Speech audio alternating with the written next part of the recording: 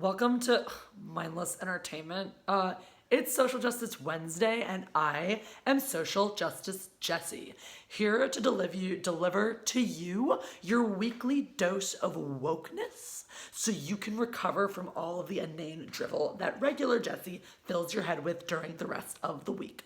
Okay, so today, we're gonna talk about something that's like really serious that you probably haven't even realized and haven't even thought about, but it's like totally gonna blow your mind, right? Because if you're like one of these regular uncultured heathens who doesn't understand that like institutional racism is totally a thing and totally prevalent in our society today, then what I'm gonna tell you is gonna completely blow your mind, okay? So like get ready, okay? And if you are like already woke or like on your path to wokeness, like this could totally trigger you a little bit. So like trigger warning, racism, okay?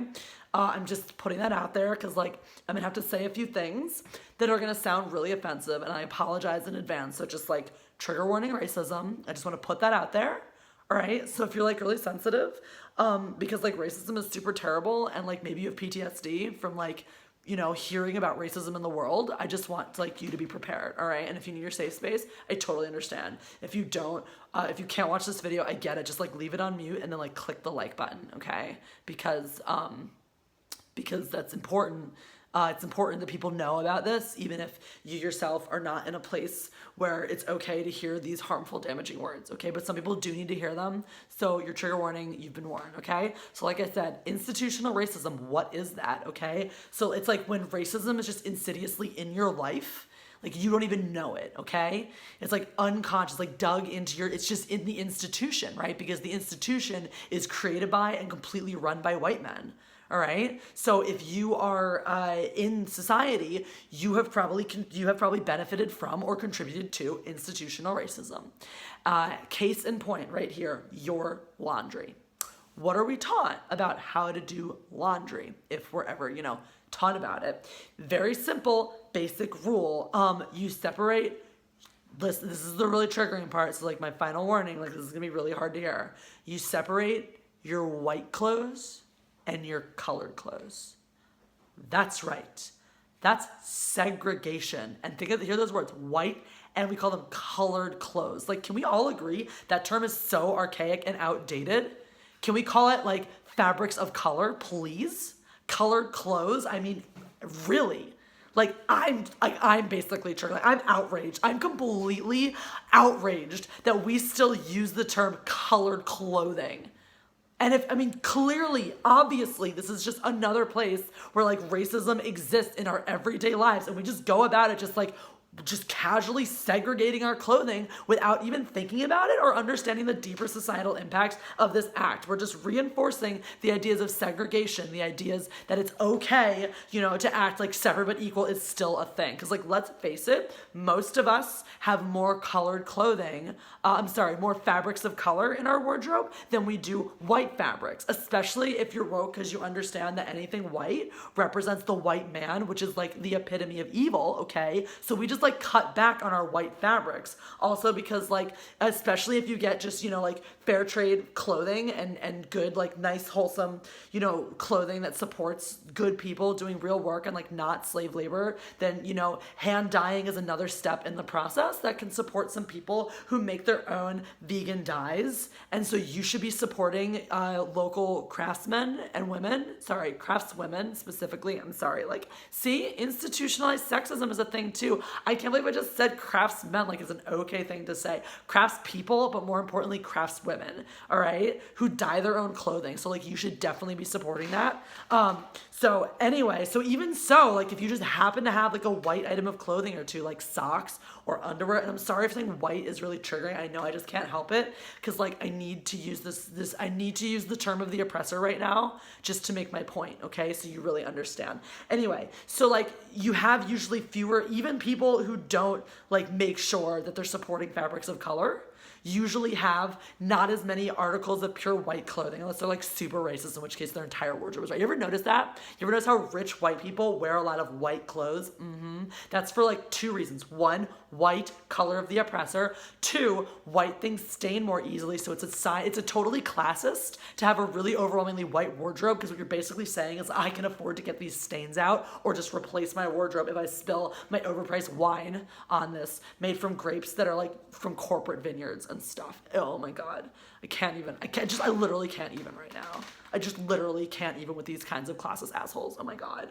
Oh my God. So anyway, so like aside from those classist pricks who have all white wardrobes, it's like the rest of us don't have that many white clothes. So then we're forced, we're told we gotta wash them separately. Protect the white clothes. That's what it is. Protect the white clothing. Don't let it mix with your fabrics of color, because they'll dye and stain your white clothing. So we have to protect our white clothing.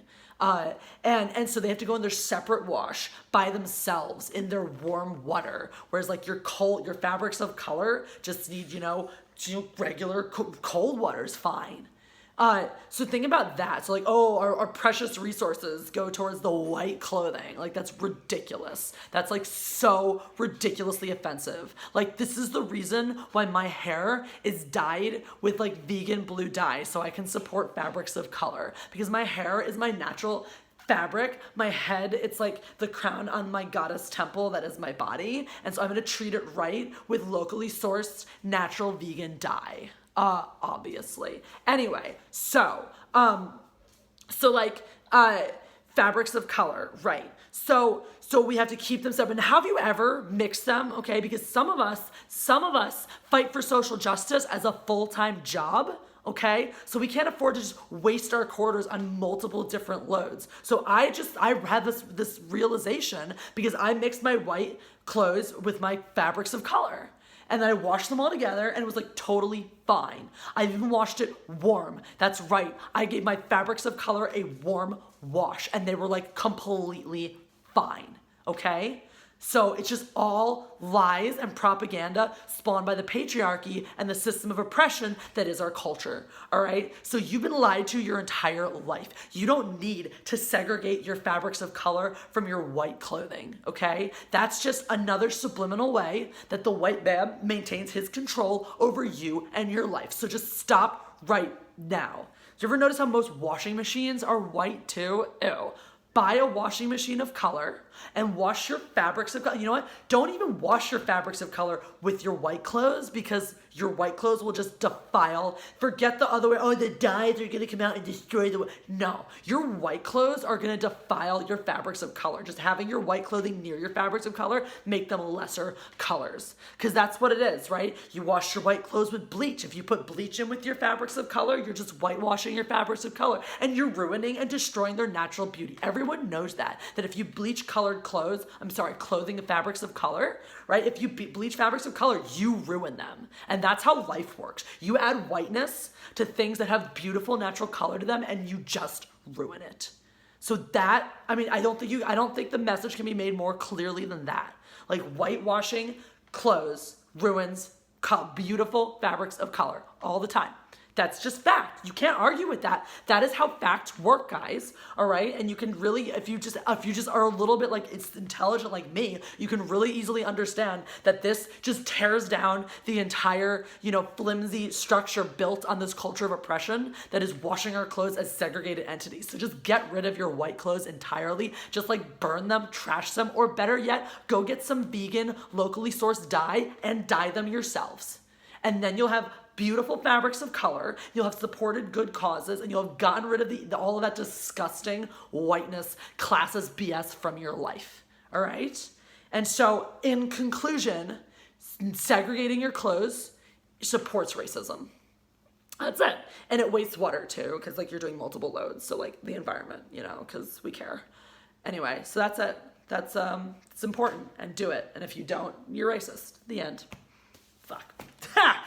That was just a stroke. Honestly, I feel like this video was effing brilliant. So please press the like button, because we're back to oppression, which we believe in on this channel. Press the like button. Enjoy that little stroke of genius right there. I'm proud of myself for it, so I'm going to keep talking it up because I am the greatest person ever. I don't know. Anyway, press the like button. Stop. Just wash your clothes however you want. Burn the rainforest down. Who cares? Please don't actually burn the rainforest down. We need that. That's air. That's actually like a good thing. That's kind of important. But aside from that, oppress away. Oppress SJWs because before they oppress you.